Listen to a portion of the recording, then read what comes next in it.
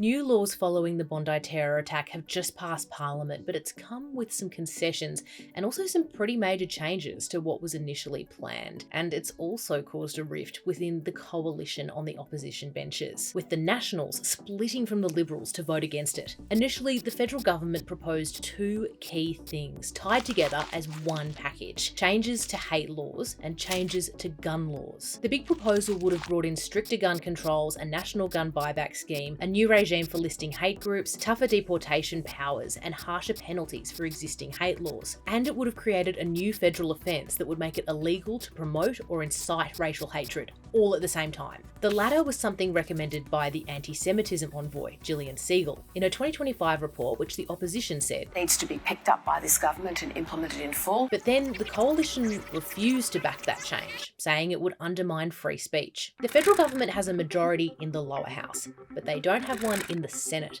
and that means that they need the support of either the Greens or the opposition to get anything through.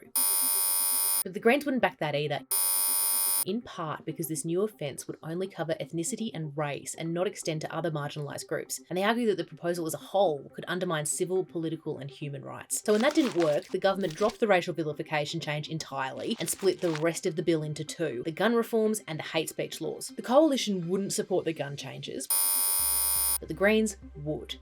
So that part sailed through. On the hate speech side, after dropping the new vilification offence, the government struck a deal with the Liberals to get the other hate law changes through. This will bring in new powers for the Home Affairs Minister to refuse visas or deport those deemed to have spread hateful or extremist views. And it will also give the government the ability to designate an organisation as a hate group and fine or jail its members, as well as harsher penalties for existing anti-hate laws. But the Nationals also voted against those changes in the Senate, concerned about unintended consequences on freedom of speech. That's despite Shadow Cabinet's position to support the bills. And now there's disagreement between the two parties that form the opposition boiling over in public. The terror attack in Bondi has had political ramifications for both the government and the opposition, as well as for the minor party of One Nation. Since 2010, the number of people who voted for the major parties has actually continued to fall, and this presents a particularly existential threat for the Liberal Party, with fewer than 1 in 4 people under 40 voting for the coalition. In two opinion polls following the attack, support for both Labor and the coalition dropped, while the PM took a dive in personal popularity, which coincided with almost taking a month to call for a royal commission into anti-Semitism. Susan Lee's likability also fell, according to the Nine newspaper's Resolve Political Monitor,